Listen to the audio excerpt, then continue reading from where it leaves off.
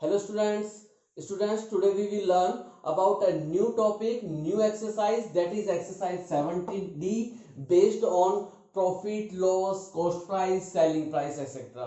तो सबसे पहले स्टूडेंट्स हम जानते हैं प्रॉफिट और लॉस को समझने से पहले हम समझते हैं कि cost price, selling price, overhead charges क्या होते हैं, उसके बाद समझेंगे कि प्रॉफिट क्या है, लॉस क्या है। तो सबसे पहले हम समझते हैं what is cost price. Cost price क्या होती है? Definition, the amount of money paid to buy an article, वो पैसा जो कोई चीज खरीदने के लिए पे किया जाता है वो कहलाती है कॉस्ट प्राइस। अब इसे और अच्छे से समझिए। मान लीजिए आप मार्केट में सामान खरीदते हैं, सब्जी वाले से सब्जी खरीदते हैं या किसी शॉप से गारमेंट्स खरीदते हैं, कोई भी सामान हम जब मार्केट में शॉप से खरीदते हैं तो जो शॉपकीपर है वो भी अपना सामान कहीं से परचेज करके लाया था। उसने तो सारा घर पे थोड़ा ना बनाया, उसने खुद ने थोड़ा बनाया, वो भी अपना सामान कहीं से लेकर आया है। तो जो सामान वो लेकर आया है, खरीद कर लाया है, उसने भी कहीं किसी को रुपए दिए हैं लाने के लिए। मान लीजिए किसी का टीवी का शोरूम है ना, तो वो टीवी घर पे थोड़ा खुद ने थोड़ा बनाया, वो भी कहीं दिल्ली से या एजेंसी से, जहां से भी कंपनी से खरीद कर लाया है। तो वो जब सामान खरीद कर लाता है उसे कहते हैं कॉस्ट प्राइस। यानी जब कोई सामान खरीद कर, आप कहेंगे सर सामान तो हमने भी खरीदा है, हमने समझ लीजिए कि सब्जी वाले से सब्जी खरीदी, तो क्या वो, हाँ बेटा, वो भी कॉस्ट प्राइस है आपके लिए। जब भी कोई सामान खरीदा जाता है तो उसके लिए जो रुपए दिए गए उसे कहते हैं cost price. The amount of money paid to buy an article, कोई भी चीज खरीदने के लिए जो रुपए दिए गए, वो जो रुपए आपने दिए उसे सामान खरीद के बदले में, वो हो गई उस सामान की कॉस्ट प्राइस। अब अगर आप एक कस्टमर है, आपने घर पे लाके यूज कर लिया तो ये तो कोई बात नहीं, ठीक है, ये तो यूज हो गया। लेकिन एक शॉपकीपर क्या करता है, उस सामान को लाकर और फिर दोबारा से रीसेल करता है, यानी दोबारा से कस्टमर्स को बेचता है। पहले खुद अपनी शॉप के लिए सारा सामान लाता है और फिर कस्टमर्स को बेचता है। तो क्या करते हैं, जब वो सामान खरीद के लाया कॉस्ट प्राइस, जब वो इसे कस्टमर्स को बेचेगा वो होगी उसकी सेलिंग प्राइस। तो देखिए, selling price, the amount of money received by selling N article, कोई सामान को बेचने पर जो रुपया आया। चलिए ऐसे समझते हैं। देखो, मान लीजिए कि एक शॉपकीपर है, मैं कस्टमर हूं, मैं एक शॉप पर गया, मैंने वहां शॉप से मैंने कोई पेन खरीदा, मैंने एक पेन खरीदा शॉप से, तो मैंने जो रुपए पेन के लिए शॉपकीपर को दिए वो कॉस्ट प्राइस हो गई मेरे लिए, वो कॉस्ट प्राइस है क्योंकि मैंने उससे सामान लिया और बदले में जो रुपए दिया वो हो गया है कॉस्ट प्राइस। अब दूसरी चीज, अब मैं ये शॉपकीपर जो रुपए सामान देने के बदले उसे जो रुपया प्राप्त हुआ, जो उसे मिला, वो हो गई है उसके लिए सेलिंग प्राइस। सेलिंग मतलब बेचने, देखो सेल मीन्स बेचना, कॉस्ट प्राइस मीन्स खरीदने की कीमत। अगर हम सिंपल वर्ड्स में ध्यान रखें तो देखिए, कॉस्ट प्राइस खरीदने की कीमत, सेलिंग प्राइस बेचने की, सेलिंग मतलब सोल्ड, सोल्ड, सेलिंग यानी बेचना, और कॉस्ट प्राइस मतलब खरीदना। तो कोई सामान लेने के लिए जो हमने रुपए दिए वो कॉस्ट प्राइस, और सामान बेचने के बाद जो रुपए हमें मिले वो हो गई है सेलिंग प्राइस।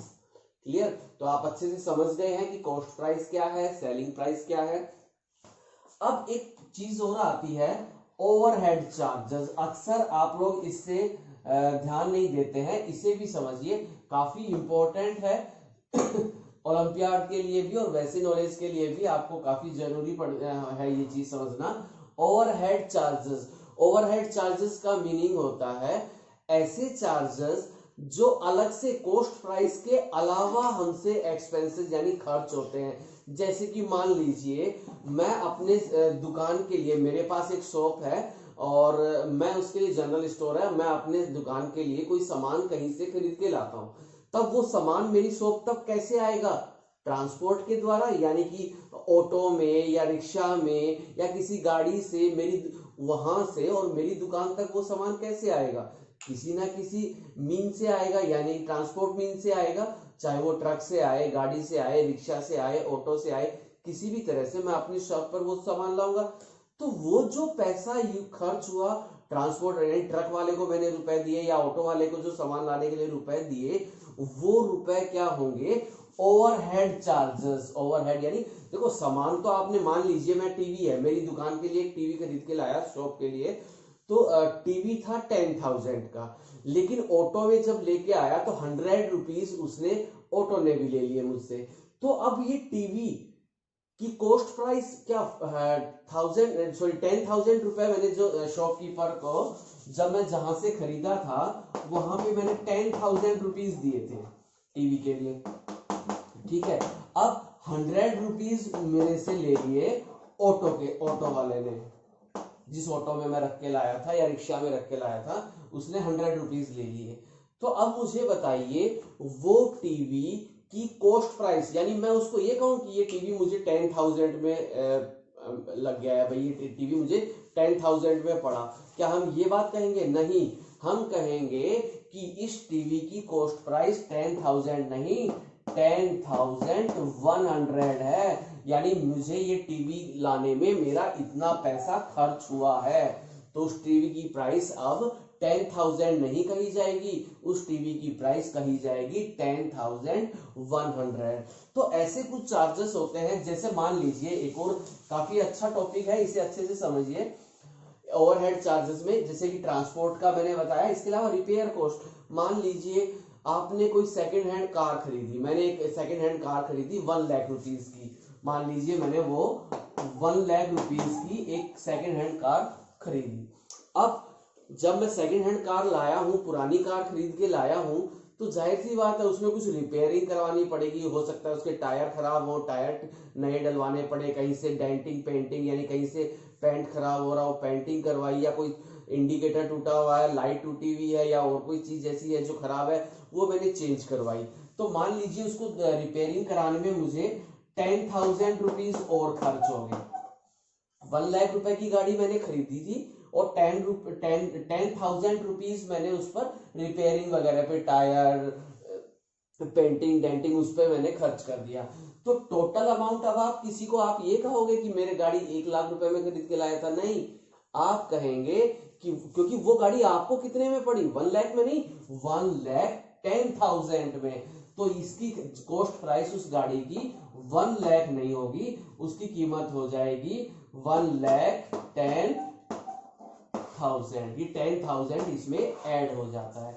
तो बस मैं आपको यही बताना चाह रहा था, ओवरहेड चार्जेस का मतलब होता है जो किसी सामान की कॉस्ट प्राइस थी उसको लाने में या उसको हमारे पास रखने में हमने उस पर कुछ डेंटिंग पेंटिंग करवाई, रिपेयर करवाया, या ट्रांसपोर्ट से लेकर आए, इन सब चीजों में कोई एक्स्ट्रा पैसा खर्च हो जाता है, तो उस पैसे को भी कॉस्ट प्राइस में ऐड करते हैं। जैसे कोई टैक्स है तो टैक्स भी हमने, सामान तो इतने रुपए का, सामान तो 100 रुपए का था, लेकिन 10 रुपए उस पर टैक्स भी लगा अलग से, तो वो सामान 100 रुपए का नहीं कहेंगे, उस सामान की कॉस्ट प्राइस 110 रुपए हो जाएगी। क्लियर? तो इस तरह से हम ये कहते हैं ओवरहेड चार्जेस का मतलब extra expenses other than cost price. Cost price से अलग, जो आपकी कॉस्ट प्राइस थी उसके अलावा जो एक्स्ट्रा एक्सपेंसेस उस पे यूज हो गए हैं वो कहलाते हैं ओवरहेड चार्जेस, जो अक्सर ट्रांसपोर्ट या रिपेयर के रूप में हमें दिखाई देते हैं। क्लियर? तो ये तो टॉपिक्स थे आपका कॉस्ट प्राइस खरीदने की कीमत, सेलिंग प्राइस बेचने की कीमत जो है, overhead charges, extra charges. Clear? तो ये तीनों टॉपिक्स आपको समझ में आ गए हैं। चलिए अब हम आते हैं नेक्स्ट प्रॉफिट एंड लॉस पर। यस, अब हम समझते हैं प्रॉफिट एंड लॉस के बारे में। अब तक हमने देखा कॉस्ट प्राइस खरीदने की कीमत, सेलिंग प्राइस बेचने की कीमत। अब हम आते हैं प्रॉफिट और लॉस पर। तो देखिए प्रॉफिट और लॉस क्या चीज है। प्रॉफिट द मनी अर्न, यानी जो पैसा हमने एक्स्ट्रा कमाया, जितने रुपए, मान लीजिए मैंने कोई सामान 10 रुपीज में, मैं एक शॉपकीपर हूं, मैं एक पेन लेके आया था 10 रुपीज दिल्ली से, और उस 10 रुपए के पेन को मैंने मार्केट में कस्टमर को 15 रुपए में बेच दिया। 10 रुपए का तो मैं खरीद के लाया था और 15 रुपए में मैंने बेच दिया, यानी कि मुझे क्या हुआ, फायदा होगा कि नुकसान होगा? 5 रुपीज का फायदा हुआ, प्रॉफिट हुआ कि 10 रुपए में लाए थे और 15 में बेच दिया। तो लाए थे मतलब कॉस्ट प्राइस, मेरे लिए उस पेन की कीमत थी कॉस्ट प्राइस थी 10 रुपीज और सेलिंग प्राइस क्या हो गई 15 रुपीज। तो प्रॉफिट क्या हुआ, आपने बताया अरे वाह सर आपने तो एक पेन पे 5 रुपए कमा लिए। तो इसी तरह से ये कहलाता है प्रॉफिट, जब हम मनी अर्न करते हैं, एक्स्ट्रा मनी जब हमारे पास आता है तो अर्न करने को हम कहते हैं प्रॉफिट।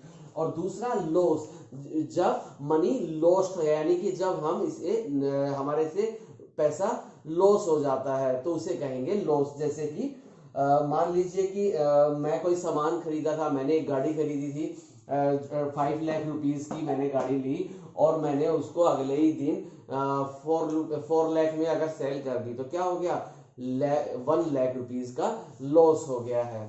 तो इसे कहेंगे लॉस यानी नुकसान होना। प्रॉफिट मीन्स फायदा और लॉस मीन्स नुकसान। चलिए अब हम देखते हैं कि प्रॉफिट और लॉस कब होते हैं, कैसे पता चलता है कि यहाँ प्रॉफिट है यहाँ लॉस होगा, ये इसके फॉर्मूलाज हैं, कब यूज करने चाहिए। तो देखिए हम आते हैं प्रॉफिट पर सबसे पहले कि प्रॉफिट का ऐसी कौन सी कंडीशन है जहां प्रॉफिट होता है। तो देखिए when SP greater than CP, जब SP और CP के बारे में, SP for selling price and CP for cost price, जब सेलिंग प्राइस कॉस्ट प्राइस से ज्यादा, इसका मतलब देखो बेटा अगर इसे आप लर्न करोगे रटोगे तो ये आप हमेशा कंफ्यूज रहोगे, गड़बड़ होगी, SP CP करते रह जाओगे। इसे अच्छे से समझो कि अगर बेचने की कीमत ज्यादा हो और खरीदने की कीमत कम हो, यानी बेचा ज्यादा रुपए में और खरीदा था कम रुपए में, तो मींस प्रॉफिट हैपन्स, वहां पर प्रॉफिट होता है। और प्रॉफिट निकालने का फॉर्मूला SP माइनस CP। और अगर फॉर्मूला आप भूल भी जाएं तो जरा आराम से सोच के देखिए फायदा कब होगा, जब मैं कम रुपए में खरीदूं और ज्यादा रुपए में बेचूं। तो फायदा निकालने के लिए क्या करने का, कितने रुपए में बेची उसमें से खरीदा कितना रुपए वो माइनस कर देंगे, यानी दोनों में से जो बड़ा है वो पहले लिखेंगे। अगर SP बड़ा है तो फायदा होगा, और SP अगर छोटा हुआ तो लॉस होगा। तो ये था प्रॉफिट, कि प्रॉफिट कब होता है जब हम कम रुपए में खरीदे और ज्यादा में बेच दें, तो इसे कहेंगे प्रॉफिट। और प्रॉफिट निकालने का फॉर्मूला SP माइनस CP, यानी खरीदा ज्यादा में था तो बेचा ज्यादा में था तो पहले SP और उसके बाद CP। रटना नहीं, इसे समझना कि फायदा कब होगा, जब मैं 10 रुपए की चीज को 15 रुपए में बेच दूं, यानी सेलिंग प्राइस तो ज्यादा हो और कॉस्ट प्राइस कम हो। तो ये हो गया फॉर्मूला SP माइनस CP। दूसरा loss, when SP less than CP means loss happen, जब सेलिंग प्राइस यानी बेचने की कीमत कम हो। देखो इस साइन का मतलब क्या है, लेस देन, तो SP लेस देन CP का मतलब जब खरीदा तो ज्यादा में था और बेचा कम में। मान लीजिए मैंने कोई 10 रुपए में कोई सामान खरीदा था, 100 रुपए में कोई सामान खरीदा था और मैं उसे 90 में 80 में या 50 में बेच दूं, यानी 100 के सामान को 90 80 50 किसी में भी मैंने 100 से कम अमाउंट में अगर मैं उसे बेचूंगा तो इसका मतलब मुझे क्या होगा, नुकसान यानी कि लॉस। तो लॉस होगा, यानी जब SP छोटी हो CP से, बेचने की कीमत कम और खरीदने की कीमत ज्यादा हो तो वहां पर लॉस होता है। और लॉस निकालने का फॉर्मूला CP माइनस SP। इन दोनों में से बड़ा कौन था, CP, तो CP पहले। प्रॉफिट निकालने के लिए इन दोनों में से बड़ा कौन होना चाहिए, SP, तो SP पहले था यहाँ पर। तो इस तरह से हमने समझा कि प्रॉफिट किस तरह से निकाला जाता है और लॉस कैसे निकाला जाता है। चलिए अब हम आते हैं एक्सरसाइज 17D पर। एक्सरसाइज 17D जिसमें एक क्वेश्चन है, जिसमें एक टेबल बनी हुई है जहां हमें SP और CP की दी हुई है, यानी सेलिंग प्राइस और कॉस्ट प्राइस गिवन है। अब आपको बताना है यहाँ पर प्रॉफिट होगा या लॉस होगा और कितने रुपए का होगा, दोनों चीजें बतानी है। तो देखिए मैंने अभी अभी आपको सिखाया था कि हमें देखना है कि SP बड़ी है या छोटी है। देखो SP ज्यादा हुई तो प्रॉफिट और SP कम हुई तो लॉस। तो चलिए हम यहां देखते हैं क्वेश्चन नंबर, इसमें 1 तो ऑलरेडी आपके लिए सॉल्व किया हुआ है। सेकंड जो पार्ट है इस टेबल में वो देखते हैं, उसमें हमें CP दी हुई है ₹510 एंड SP गिवन है ₹548। ये दोनों चीजें दी हुई हैं। अब हमें देखना है कि एसपी ज्यादा है या कम है। तो देखिए आप यहाँ पर एसपी इससे ज्यादा है या कम है, ज्यादा है, और एसपी ज्यादा होगी मतलब प्रॉफिट। तो हम लिखेंगे हेयर यहां पर SP greater than CP, so profit happens, यानी प्रॉफिट होगा। क्लियर? तो हम लिखेंगे here SP greater than CP means profit happens. अब प्रॉफिट कितने रुपए का होगा वो हम निकाल देते हैं। प्रॉफिट इक्वल्स टू होता है फॉर्मूला क्या, ज्यादा में बेचा था तो जो ज्यादा है वो यहां आएगा पहले, और माइनस सीपी, यानी ₹548 माइनस ₹510। तो इस तरह से हम माइनस कर देंगे, और माइनस करके हमारे पास आंसर आ गया है 38 रुपीज 38। 548 में से 10 माइनस करेंगे तो आंसर आ गया हमारे पास 38 रुपीज। तो कितने रुपए का फायदा हुआ, 38 रुपीज का फायदा हुआ। खरीदा था 510 में और बेचा 548 में, तो कितना प्रॉफिट हुआ माइनस करके हमने बता दिया। जो ज्यादा है उसमें से कम वाले को माइनस कर दो, पता चल जाएगा। और दूसरा मैंने क्या बताया अभी कि एसपी ज्यादा हो तो समझ जाओ प्रॉफिट, और एसपी कम हो तो समझ जाओ लॉस। क्लियर? तो ये क्वेश्चन था एक प्रॉफिट का सेकंड पार्ट। उसके बाद हम एक क्वेश्चन देखते हैं इसका third part. Yes, next part, question number 3. Here CP given ₹475 and SP is 462. Question को SP CP से नहीं वैसे समझिए कि खरीदा 475 में और बेचा 462 में, यानी ज्यादा रुपए में तो खरीदा था और कम रुपए में बेच दिया। इट मींस क्या होगा, लॉस होगा। और क्या कंडीशन बताई थी, अगर एसपी सीपी से कम होगी मतलब लॉस। तो एसपी यहाँ क्या है, सीपी से छोटा है यानी लॉस होगा। कम रुपए में बेचा यानी लॉस होगा। तो फिर लॉस निकालने का फॉर्मूला सीपी माइनस एसपी। तो हम क्या करेंगे, 475 माइनस ₹462, आंसर आ गया ₹13। ये हमको इतने रुपए का लॉस हो गया। इस सामान को, कोई सामान हमने 475 में तो खरीदा था और 462 रुपए में बेच दिया, तो हमें क्या होगा यहाँ पर लॉस हो जाएगा। कितने रुपए का, 13 रुपए का। तो मैं फिर से आपको अच्छे से क्लियर करा रहा हूं, बस इसमें इसी क्वेश्चन थे, आप अच्छे से इस तरह से कर सकते हैं। अब मैं लास्ट में एक बार फिर से आपको रिपीट करा दूं कि प्रॉफिट या लॉस देखने के लिए आप ये फॉर्मूले इस तरह से लर्न मत कीजिए कि SP minus CP, CP minus SP, ऐसे नहीं, समझ के कीजिए कि प्रॉफिट यानी फायदा। फायदा कब होगा, जब हम ज्यादा रुपए में बेचे और कम में खरीदे, तो एसपी माइनस सीपी फॉर्मूला अपने आप बन जाएगा।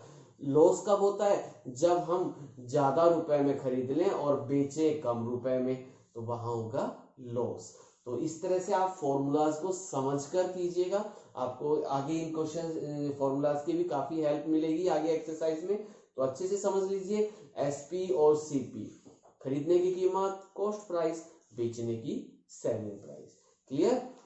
Okay students.